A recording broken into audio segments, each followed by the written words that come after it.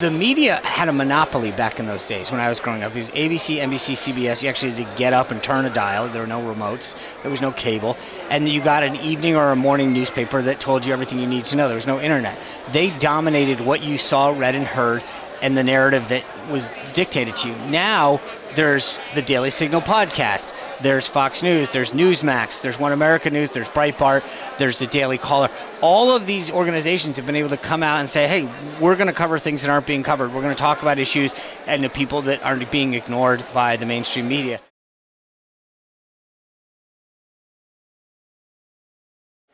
We are joined today on the Daily Signal podcast by Sean Spicer.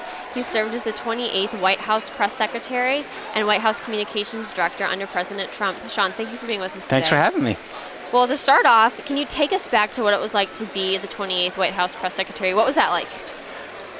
There was a lot of things. The first thing is, I always tell people it's an unbelievable honor. I grew up a working class kid that never thought, I did a tour of the White House, never mind working it.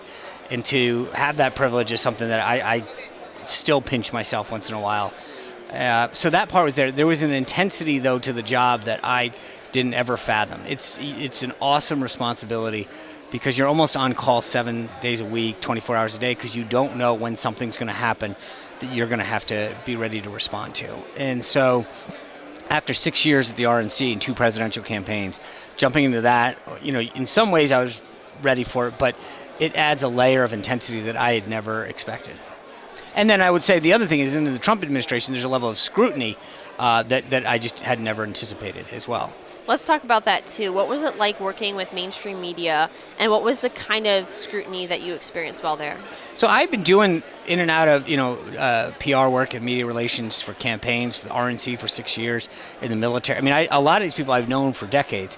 The difference was I think that they viewed this as a totally different deal, and there was an attempt to make it much more personal and petty than it had ever been, and that was what was so different and kind of took me off guard, if you will, because there were folks that I thought, okay, like we can go back and forth, but it became a much more personal relationship and attack than I had ever seen before. Did you ever see or experience, were there times where the media would attack you personally versus, there's policy discussions and there's personal attacks? Absolutely. I mean, they would jump to conclusions all the time. Politico did a whole thing about how I tweeted out something and never taken the time to look at the handle and realizing that it wasn't me or the press secretary. It was someone put my face on a Twitter profile and tweeted some stuff out. But the attempts to jump the gun and constantly make it personal were always there. So speaking of that, what was the hardest part about that role for you, and in general speaking to what is the hardest part for press secretaries in general? Well, as far as me, and I talk about this, I wrote a book that detailed my time in the White House, and the hardest part for me was realizing that when you're under attack and you're the press secretary, it can never be about you. You're supposed to be speaking for somebody else, and the second that it's about you, you're in trouble. And I realized that it was increasingly tough to do my job because the press had tried to focus on me, and there were a couple of mistakes that I made, admittedly, that they amplified to make sure that it was a very, very intense and awkward situation. What about the role did you enjoy the most? I think the thing that I enjoyed the most was the opportunity to be part of history in so many ways. You're not like, I'd served in the Bush White House, I'd seen things, but never that close. I mean, you're in the room when the president's doing things or deciding things. You're on the plane with him as we're headed to summits. And to literally, in every way, shape, and form, have a front row seat to so many historic things was amazing. That's incredible. Are there any one experience that stands out during your time there, whether it was in the White House or maybe you were traveling for something where it was a story that really just stood out to you? Yeah, I mean, I don't know that everyone's going to love my story, but I'm a diehard New England Patriots fan, and I'd gone to one game growing up.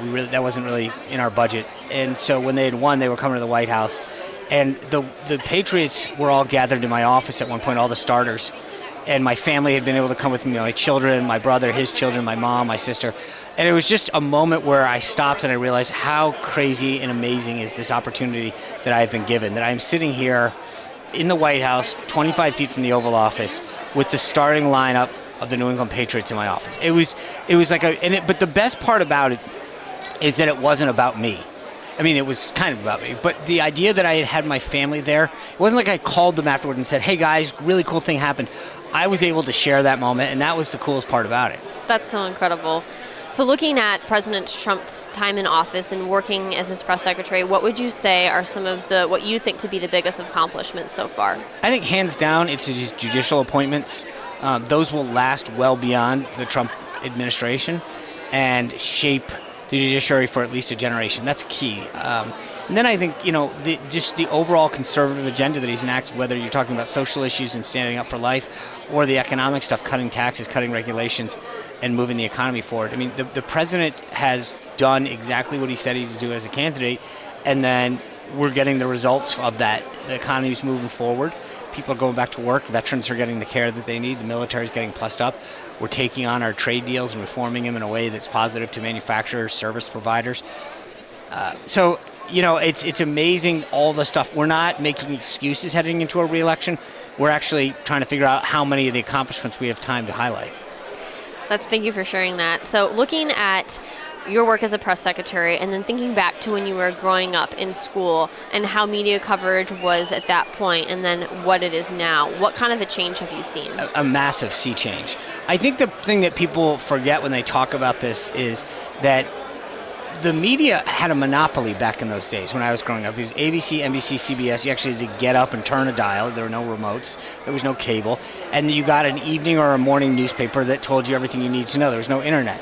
They dominated what you saw, read, and heard, and the narrative that was dictated to you. Now, there's the Daily Signal podcast. There's Fox News. There's Newsmax. There's One America News. There's Breitbart. There's the Daily Caller. All of these organizations have been able to come out and say, hey, we're going to cover things that aren't being covered. We're going to talk about issues and the people that aren't being ignored by the mainstream media. And they've added an element of competition, which is so great.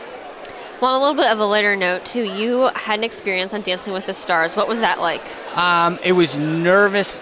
A nervousness that I'd never felt going into it, but I ended up absolutely loving my experience and the people that were involved in it.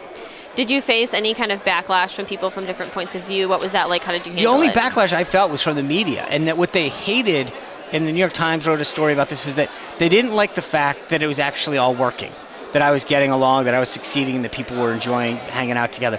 They wanted this to be difficult, and the media couldn't stand the fact that it was actually turning out to be a fun and enjoyable experience, not just for me, but for everyone involved.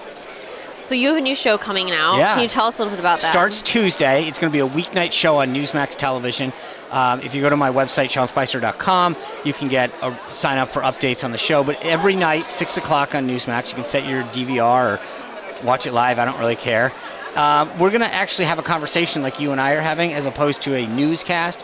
It's a show. We're going to talk about the issues, what's not being covered, what is being covered, what it really means. And so often, the media likes to make everything very black and white and simplify all these issues, which frankly are very complicated or have an impact on your life, or maybe don't, but they're blowing it up and magnifying it. And I think we want to bring guests in and have an enjoyable, informative conversation.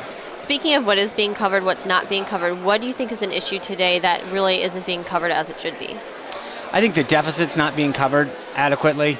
I think the threat that, like the president's been out there talking about Huawei, there are existential national security threats that our country faces that I think we've gotten complacent as a country, and we think, okay, we're the superpower of the world. China is knocking on that doorstep and threatening our way of life.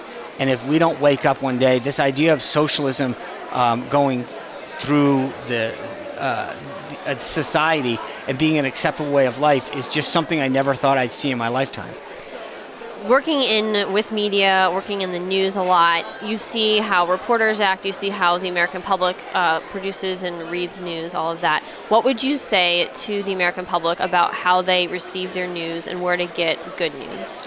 Well, obviously I've got a show on Newsmax, so they should go there. But they should look at a lot of things. I don't think you should just focus on one thing.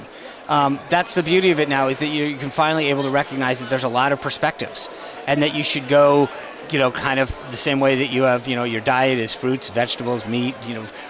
You try to vary it to be a healthy person. Vary your media diet. Watch different programs. look at different sources, follow different people on Twitter, but also don't be myopic in this. And I think this is where the country is right now, is that you just get what you want to hear versus looking at the other side. I dip in once in a while to the left-wing media just so that I see how they're presenting issues and how they're covering things. Well, Sean, thank you so much for joining Thanks us very on the much. Daily Signal podcast. Appreciate it. Have a great CPAC.